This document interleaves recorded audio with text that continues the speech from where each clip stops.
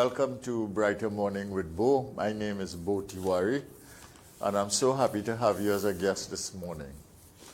We are on air, 609-6283. You can call us, and we can talk, or you can express your point of view. Or 609-6284, you can call and express your point of view. If you want to ask a question and I can answer it, I will answer it. If I can't answer it, I will truthfully tell you that I can't. This morning, we're going to have two very important guests. They are going to be talking to us about various issues. The first guest will be Reverend Daniel Teelucksingh. Reverend Teelucksingh is very well known. He has served the Presbyterian Church for a significant number of years in all parts of the country. He has also served as an independent senator. And he is a personally very, very sensitive human being with individuals. He looks after pastoral care as a matter of priority. And he is also a public figure. He is not afraid. He's quite courageous in coming out on public issues. And he is not afraid to speak out on issues that he feels warrant attention. So we will talk with him a little bit, because one of the things I want to try to do as we approach the Republic Day holiday, and as we approach our celebration of Republic Day, or years as a country, not just independent, but a republic, is to speak to some of the religious and spiritual leaders about what they think is happening to the country and how we might make things better. More particularly in the context of COVID, but also generally. And our second guest, so Reverend Teelucksingh, is in that category today, and we will have another similar guest, I will tell you before the show is over, tomorrow, and then during the coming weeks we'll have other people. The second guest is Professor Christine Carrington. She's a young academic at the University of the West Indies. She's a researcher.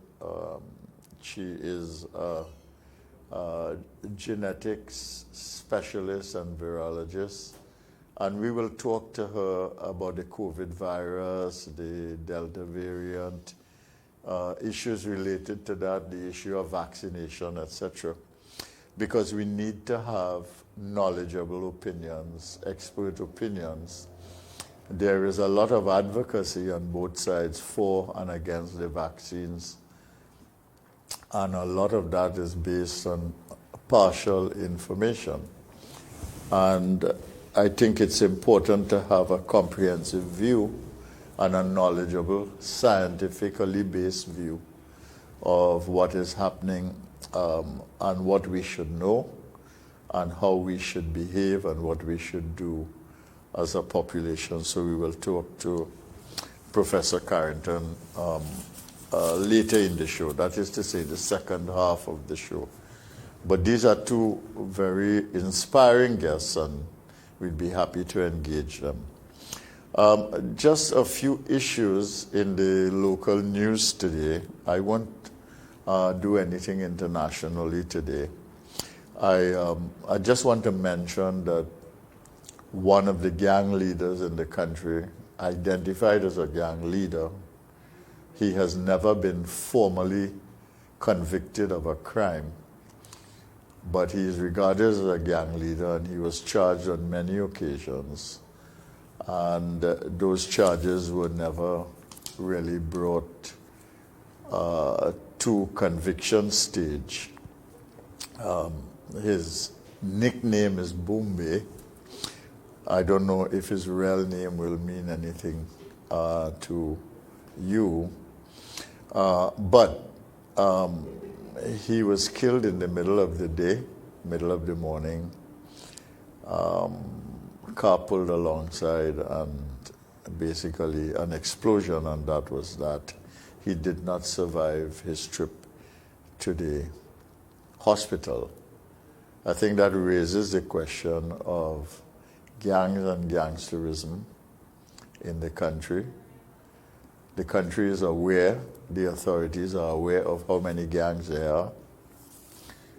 The country is aware of how many gang members there are. That matter has come to Parliament on several occasions. The Attorney General, when I was a member of Parliament, had come to the Parliament and indicated what the numbers were. But we seem to have a problem containing these gangs and containing these gang members. It may well be that the state of emergency has assisted in keeping the energy of gangs and gangsterism down because of the fact that people cannot be out on the roads after 9 p.m. It may very well be. But you are seeing now that this killing took place in the middle of the day. We had an incident recently that I spoke to on this program where a young man trying to make a living in Montrose was simply shot in the face by a bandit in the evening during non-curfew hours. And you have a situation in which clearly gangsters are being emboldened now. They are not going to take the chance to engage police after curfew hours, and they are doing it within the hours in which you are allowed freedom. Simply in broad daylight, they are doing what they want. So that raises the issue, two issues really, whether the curfew is transferring criminal activity to the hours of 5 a.m. and 9 p.m. That's the first thing. The second thing is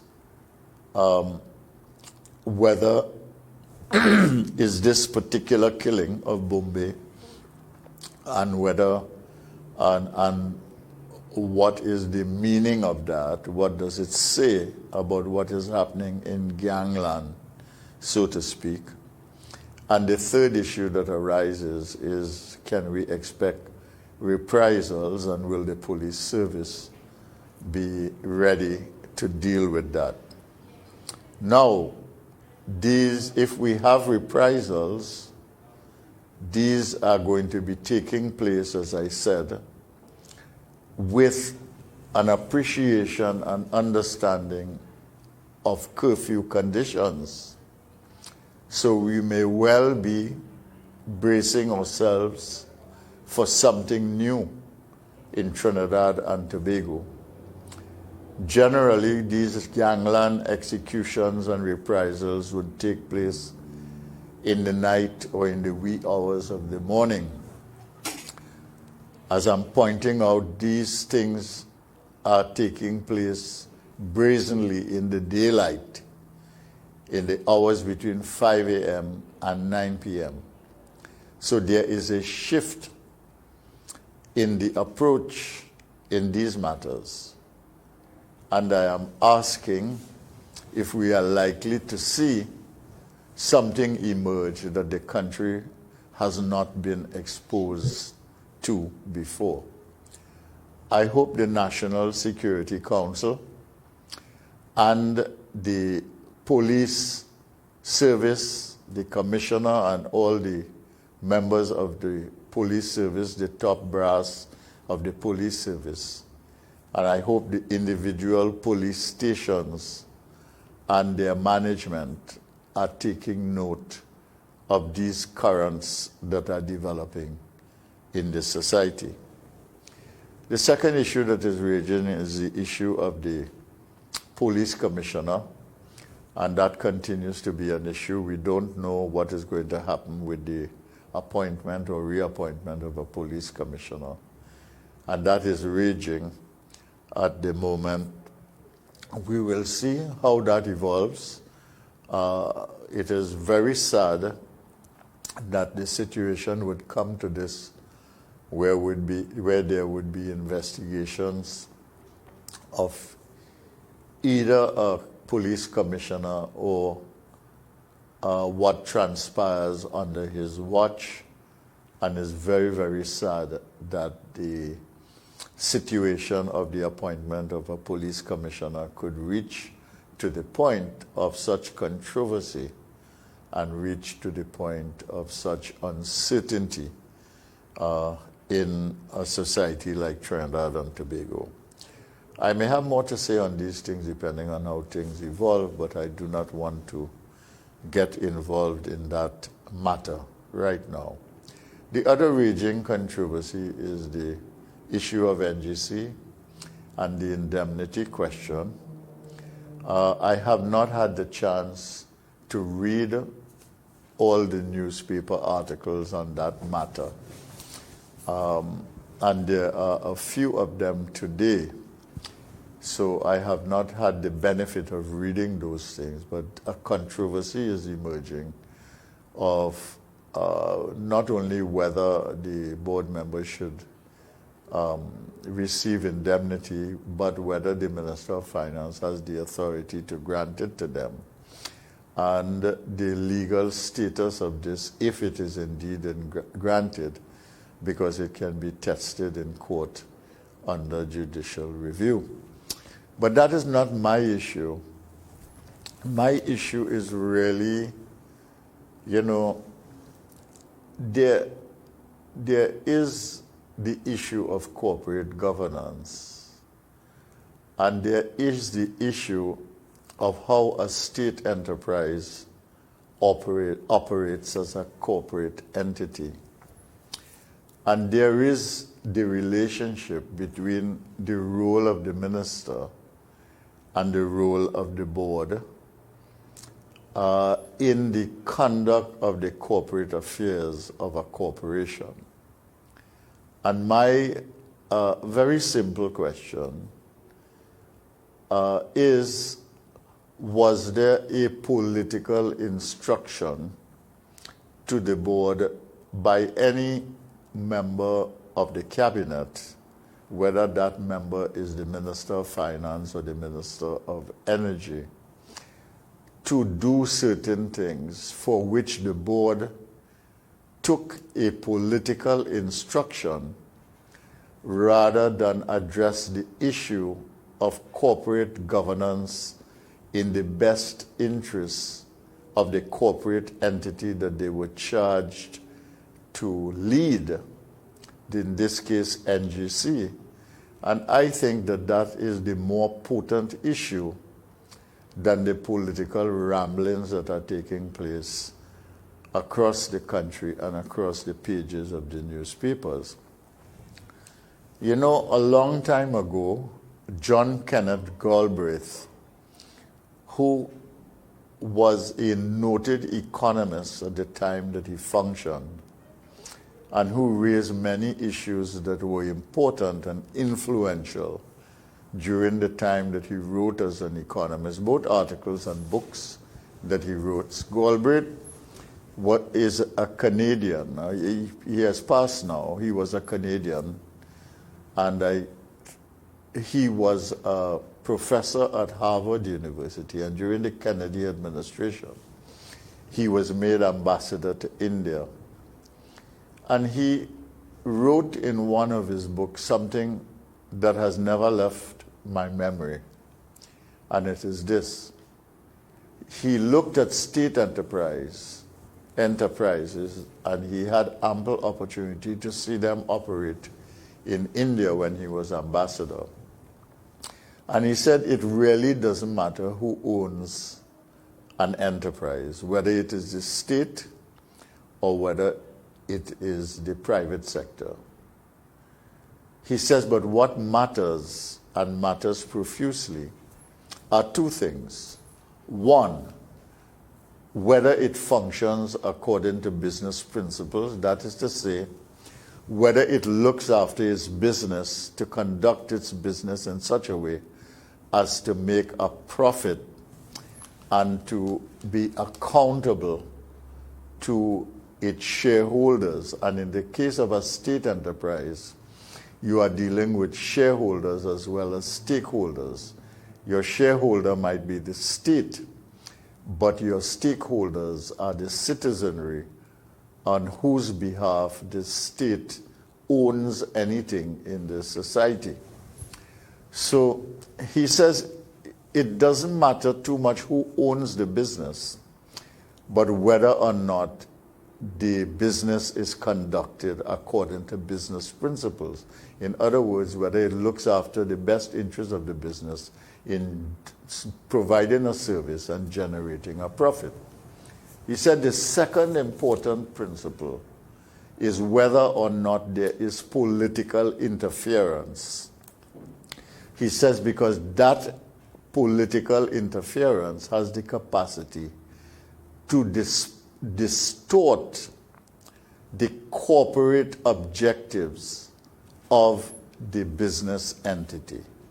So I simply remind people of that, and I raise the question that to me the fundamental question is whether the board was acting on their own or on the basis of political instruction by a political figure, which is to say a cabinet member, and whether in the conflict between corporate responsibility as a board in charge of a state enterprise and as board members appointed by the political directorate, there was a conflict of interest that led to a decision being made without the best interest of the corporation, that is NGC, being taken into account. I close simply by saying that there were 6 deaths yesterday, COVID deaths, and 270 new cases in the country. So we have a continuing worry with this COVID challenge. But we have Reverend Teelucksingh on the line, and we will now engage him and talk to him. He is a gentleman I have the highest regard for and a good deal of affection, and we will have a conversation. Good morning, Rev. Morning, Dr. Tiwari. Good morning to you. Good morning to the staff at the studio. I want to make special mention of Natalia. Thank you very much. And the viewing audience. Thank you, Doc. Lift the volume. Are you hearing me? The volume. You want the volume lifted? Yes, so we're doing that over here, Rev. Are you hearing me? Yes, we're hearing you. We just want to hear you better, louder. Right. Thank you. Okay, so, well, I'm sure Natalia heard that and she would be very pleased. So yes. Today, now that she has your blessings, I think she will have a great day. Oh, she has been quite helpful. Thank you, and the others in your staff at the studio. Thanks, Doc. Yes, we have a wonderful staff here. They really rise to the occasion and work beyond the call of duty. Mm-hmm. And they're very, very good. I'm glad to have them. I'm glad to have such a team of people who really, really care about what they do and are very professional about their work. So thank you, Rev, for your blessings to Natalia, and more than that, your goodwill towards this station. We're really glad to have you on, Rev. And I want to talk a little bit about the society we live in and the role of religion and spirituality in that context. We often ignore those things when we talk about development, and my program really involve conversations about development. But values are very important in a society. Spiritual grounding is critical, and religion does play a role in all of that. And this week, in addition to you, I will have some other people who will talk and give their perspectives on this. But I start with you this morning. And I want to start by asking you this question. We have just gone through a very, very severe period here of restrictions under COVID, and I think a lot of fear about becoming ill and the fear really of dying as well. And people have been under a lot of pressure. So I want to start by asking you the question from your point of view as a religious and spiritual leader. Do you sense that human beings have changed a little bit with regard to religion and faith during this experience of COVID? Right. Let me begin by addressing the question about the role of religion in Trinidad and Tobago. That's the first point. The first clause in our Constitution acknowledges that this nation recognizes and accepts the supremacy of God. God, that's right. That is one. That's the first item and the first clause in the national constitution. God is there. And of course, we continue that even with the opening of Parliament and other public functions. We have prayers from IRO members and other religious leaders present there. Recently, we had a national call to prayer and various. By the way, I want to just mention this. When I use the word church in this conversation includes religion in Trinidad and all faith-based organizations. So I am not referring to any particular denomination or church, all faith-based organizations in this country. And we have our prayer in the anthem, and may God bless our nation. And that's so very important. Doc, I believe that the church is to be the guardian and custodian of that faith. And that's important. The faith-based organizations, I'm saying this in all humility on behalf of all pastors, priests, imams, pundits, all of us religious leaders. Who else is the guardian and custodian of this faith that the Constitution acknowledges, and that is faith in the supremacy of God? You ask about the role of the church. The role of the church is to be the caretaker and the custodian of that faith. And I want to introduce this idea because I am sure listeners will agree with me. In schools and colleges, you have a chaplaincy.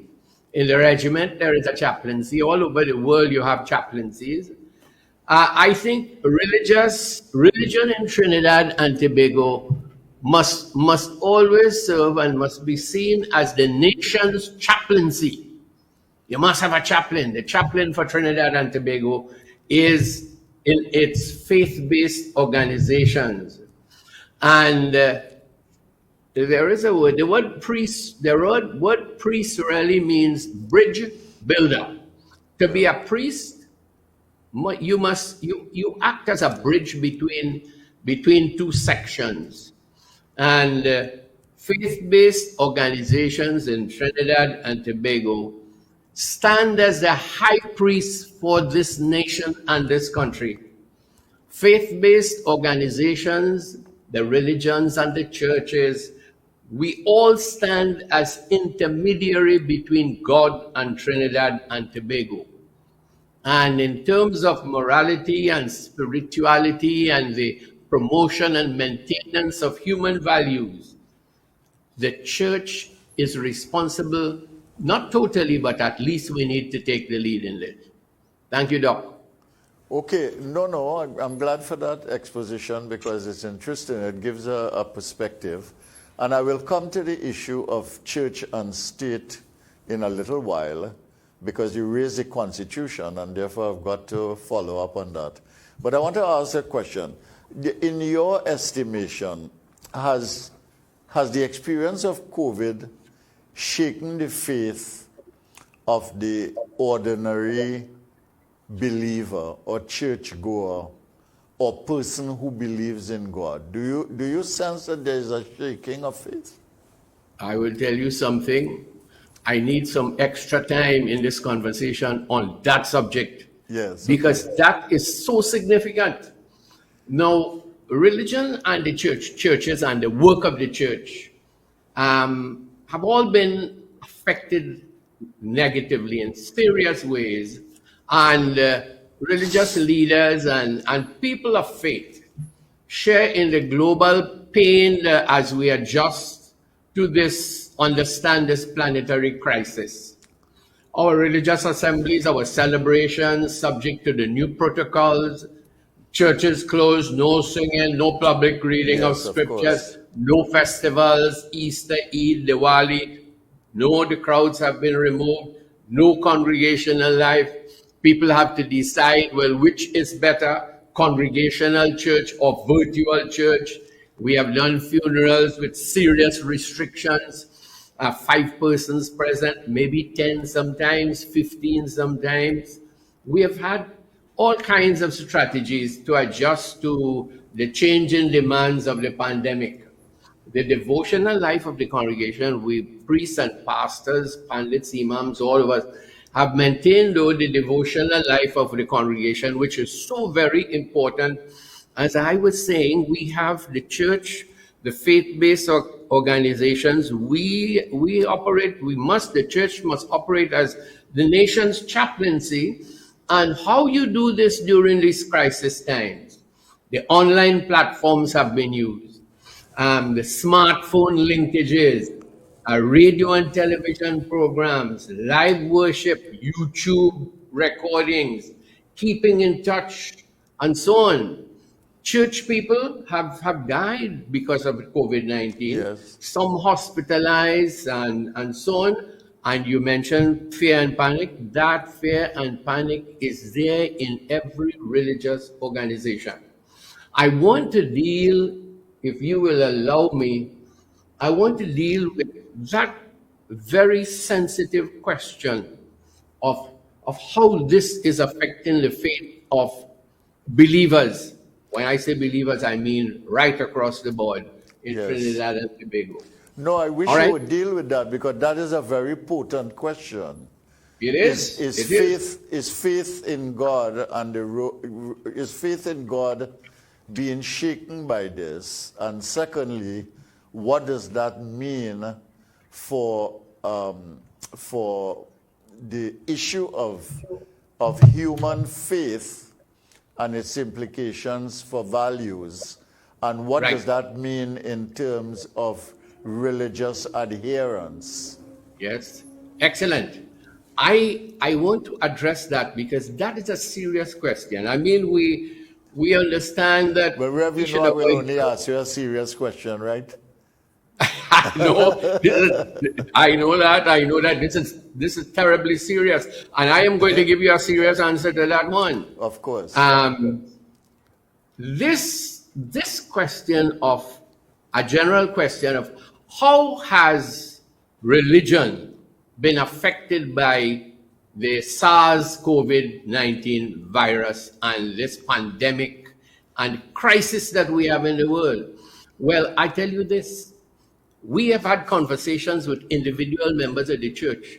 And what is happening here, I want to put it in a nutshell. Faith is on trial. Members of different religious bodies, their faith is being tested. Yeah, that's and here are some of the answers. Yeah, that's the sense yes. I get. Yeah. Now, by the way, I am included in that, and I suspect you, Dr. Tiwari, you will be asking some of these questions.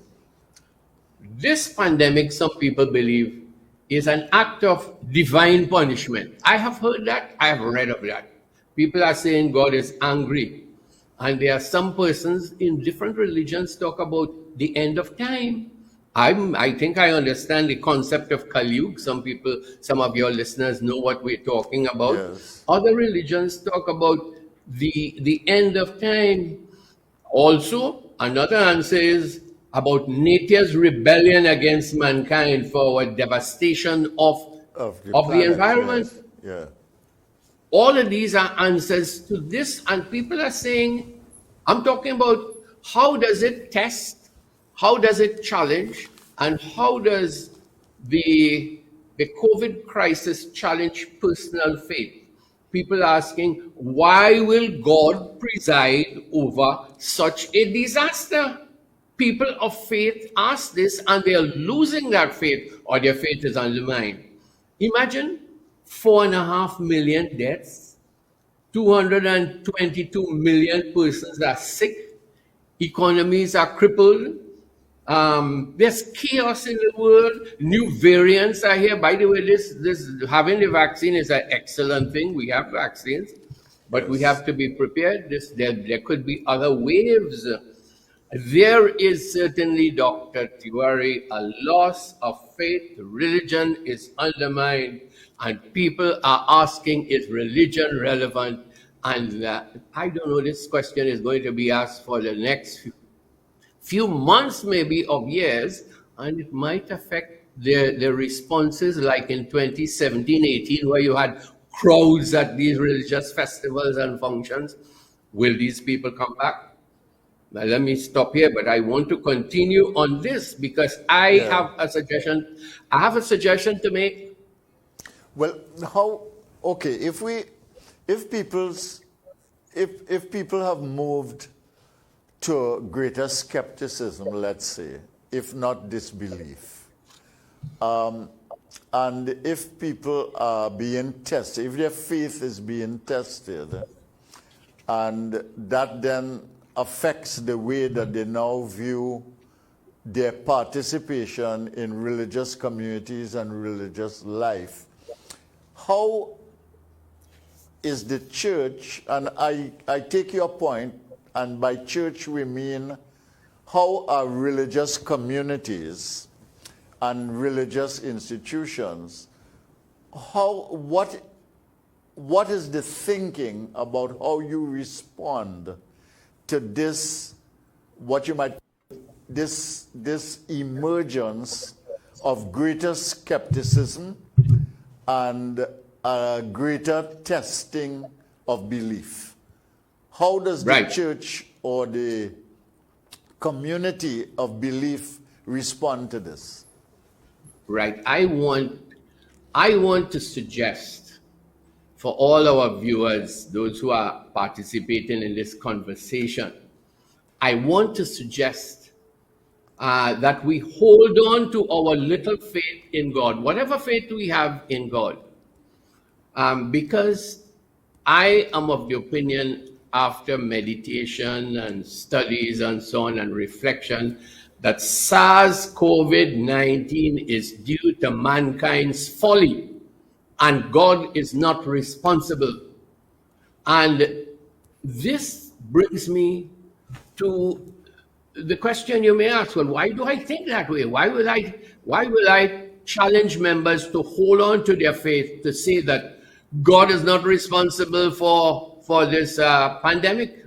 God is not responsible because the world is inquiring about the Wuhan lab leak hypothesis. Yes. People believe that the virus escaped from China's Wuhan Institute of Virology, jumped to human beings from the Virology Institute, or the virus jumped on bats, the pangolin, the mink, the meat in the market.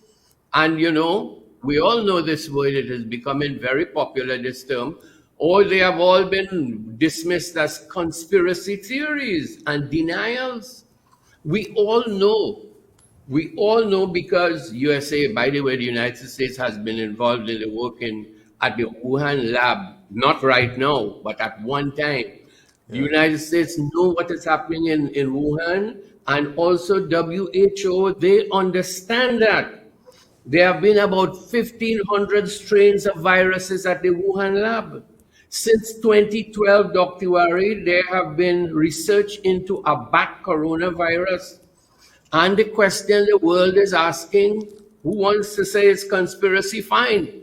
I am looking at it too. All of us, people of faith, want to know if God is responsible or if man is responsible for this.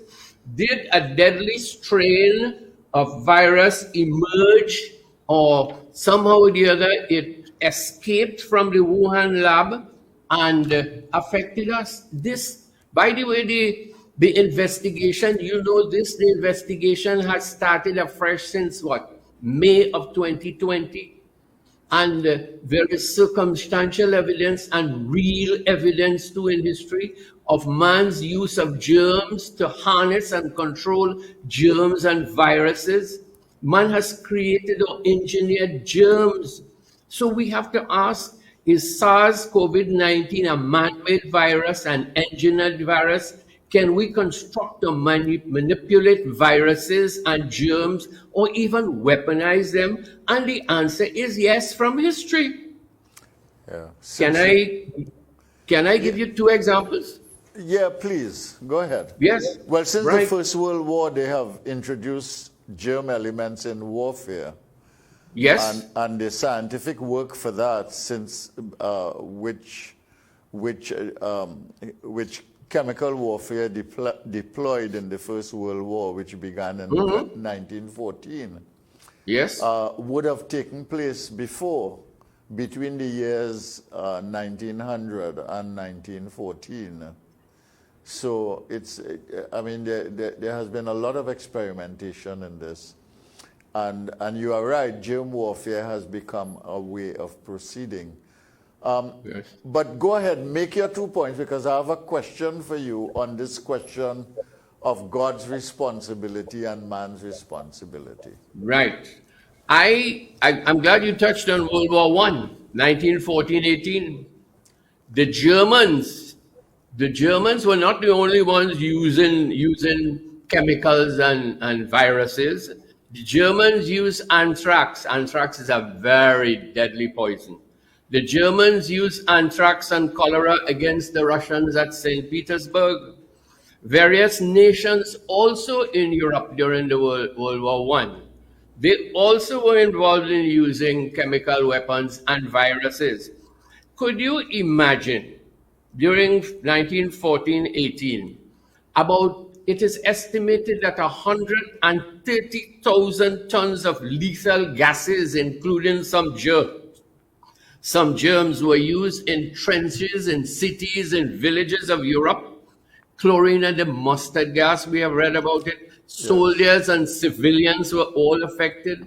Now I am coming to this, another thought of mine. The world's atmosphere has been poisoned. It had been poisoned for all these years. 130,000 tons and maybe more of chemicals poisoning the atmosphere. And this leads me to a very serious matter. And that is, not many people have been talking about the 1918 Spanish flu. About 50 million people died from the Spanish flu of 1918. And of course, there is, you talk about conspiracy theories. These have been up all along. But the question I want to ask, and that has relevance for us today and this conversation, did the Spanish flu originate, as people think, in a pig farm in Kansas in United States, or from the wild fowl? Was it from pigs or from birds? Or some people suggest the Spanish flu originated in a French army camp. But could you imagine thousands and thousands, maybe millions of soldiers and citizens affected during this war period? It is no wonder something happened in 1918. That something is the Spanish flu. It is another world's first dangerous pandemic that killed more people than all the wars put together. My question is, why can't we say mankind's indiscriminate use of germs and gases on millions of citizens and soldiers? Why are we ruling out the idea that that could be responsible for the Spanish flu? And something like that must have happened in just prior to 2019, and we're paying for it. I believe, Dr. Wari, God is not responsible for COVID-19. I will teach my congregation, although I'm retired, wherever I get a chance, that mankind has created for, let's say from 2019 on to this morning, mankind has created his own hell. You mentioned Yes. World War One, but can I add World War II? Yeah, well, we know that it only escalated once it started in World Oh War One. yes, oh yes. So, all right. Well, I don't want to get into those things too much, but I want to zero in on this question. You have said that, look, man is responsible for a lot of this, whichever theories you draw on to explain it. And some of them might be conspiracy theories, but there is a lot of validity in Correct. some of the issues, and we need to take note of that. And man cannot shift his responsibility to God for the solution to this problem that he has created. Am I interpreting you right in taking that point of view?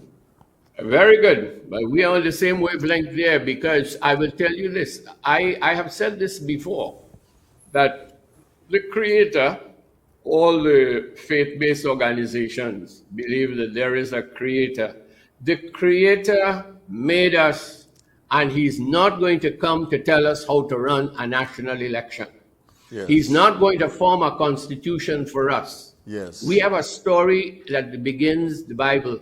In the Bible, a story which says, and God created the world, and He has put us in charge. He's not going to interfere because He has given to us free will.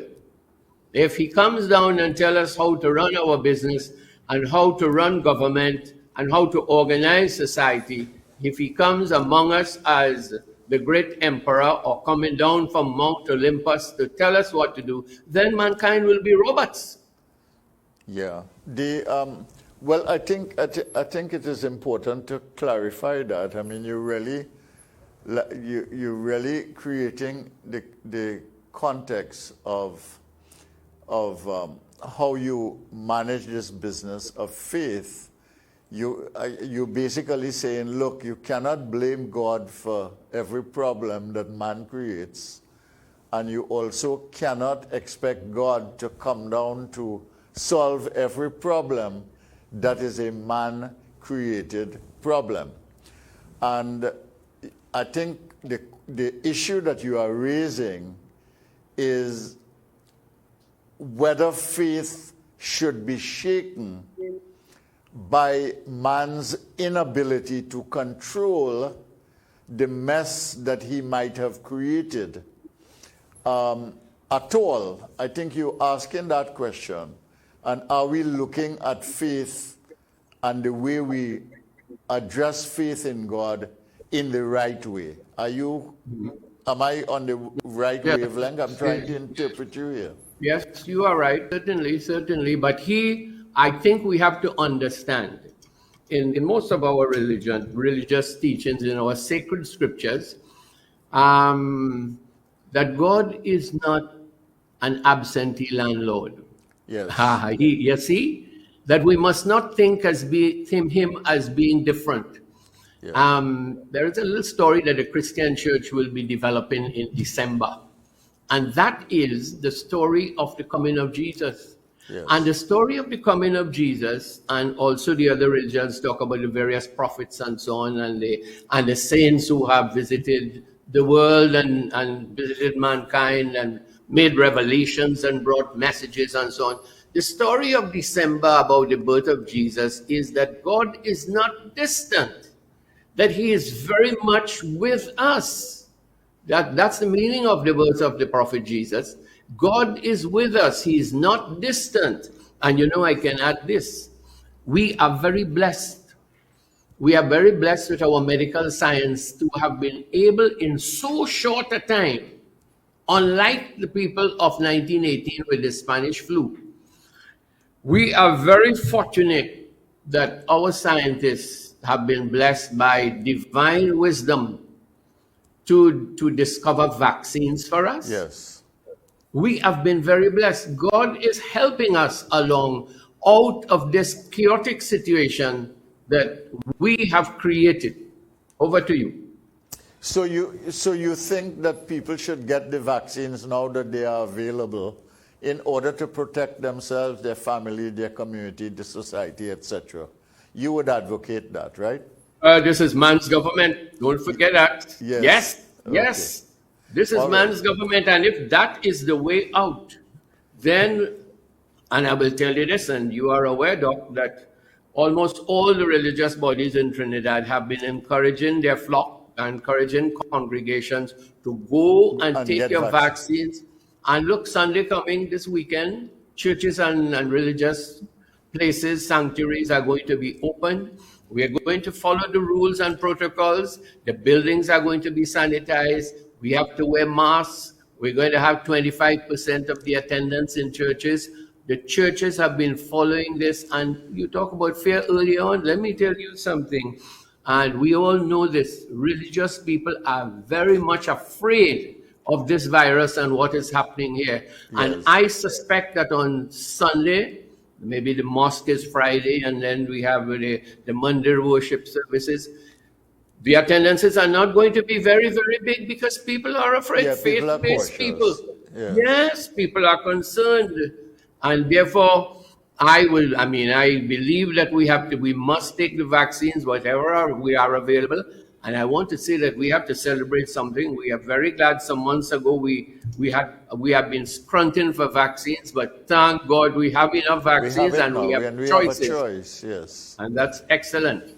Yes. Okay. Let's shift a little bit from religion to talk about the society and so on.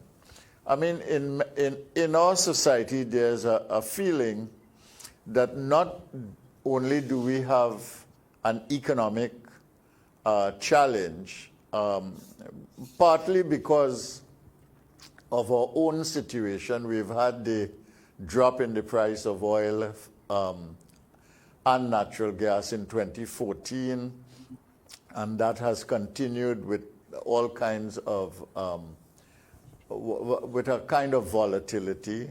We've had a reduction in the production of natural gas, which is our main source of income now. And we've had continuing declines for several years in the country. So there is an economic problem. And then COVID came, and it just turned everything into chaos.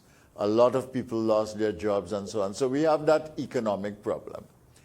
And people think also that there's a kind of political deterioration in the country, which is that some people don't like the way the prime minister speaks.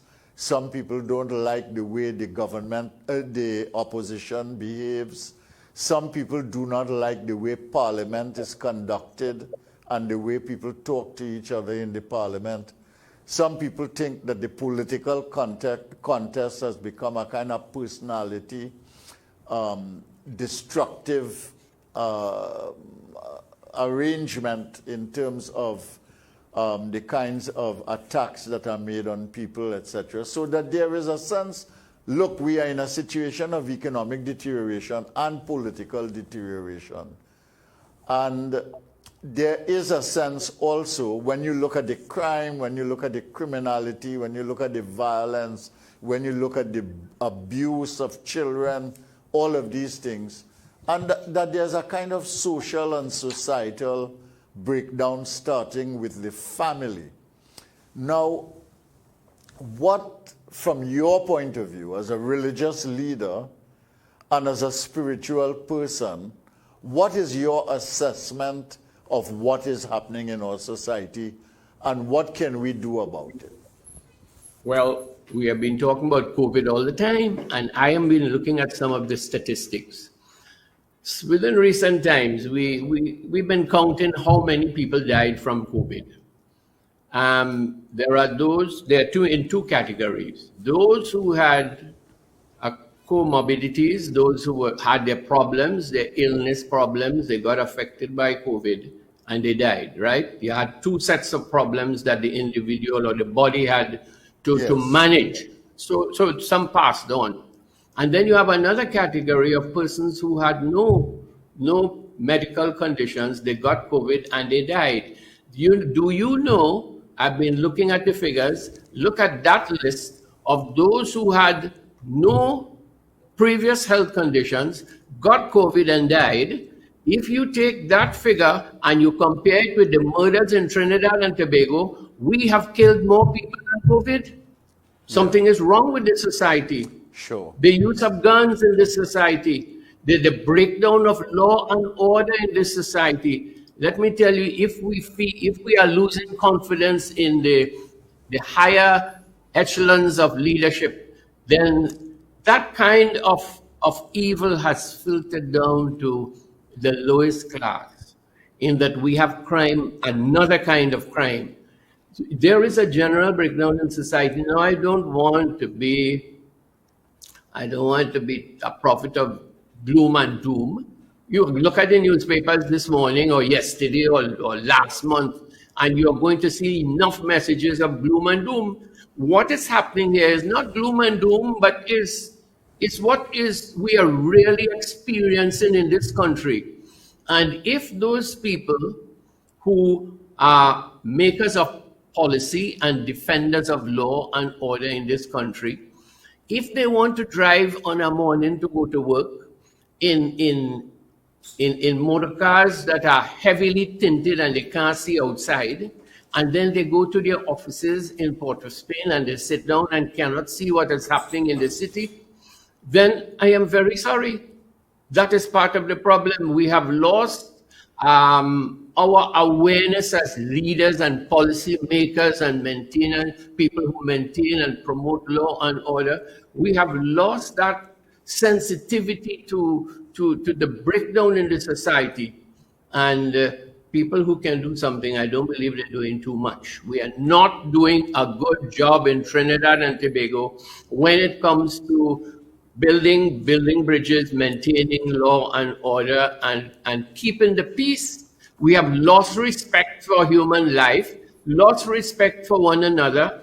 No wonder the leaders, you talk about parliament, yes, in the parliament on both sides, these fellas and them, these individuals, they lose respect for one another, abuse one another. Our parliamentary system is in chaos to begin with. I'm talking about our means of governance in Trinidad and Tobago is in a very bad state. I'm not criticizing anybody. I am just saying what all of us as citizens know in this country. People are afraid. Yeah. Over to you, Doc. Now, you mentioned two things there that I want to tap into. You talked about the loss of respect for life, and you talked about the loss of respect for one another. You think that at the heart of the problem that we have is a loss of self-respect and a loss, together with self-respect, of character, and therefore a total loss of respect for anybody else? Or do you think that there is more to it than that? We only have about a minute to go, so you've got to be sharp on this. I will tell you this. There is more to it than that, and the answer lies here. The answer lies not in a collective regeneration and not in a collective reformation in Trinidad and Tobago. It comes down to something that the philosophers spoke about many years ago, and that is the doctrine of individual responsibility. It starts with you and me and the individual. Reformation in character, in personality, and in attitudes must begin with me. right? And that is so very, I feel the answer is there. We have enough laws. You don't have to change laws. People's minds and hearts have to be changed. That is the individual responsibility. But don't you, yes, go ahead. don't you think that for such a revolution to happen in terms of self-responsibility and individual stronger sense of responsibility, that you have to have leadership by example and a shift in the tone of leadership in the society? You're quite right. When I talk about individual responsibility, I'm only talking. Yeah. I guess I'm not talking only about the man in the street. I am talking about from the president of Trinidad and Tobago, come right down, from the chief justice, come right down, from the leaders in religions. I'm talking for everybody. There got to be a reformation in the mind and in the mindset and in the attitude of individuals. Everybody. Now I know my minute is up. I'm looking at the watch and I want to close with a quotation. Go ahead. Right.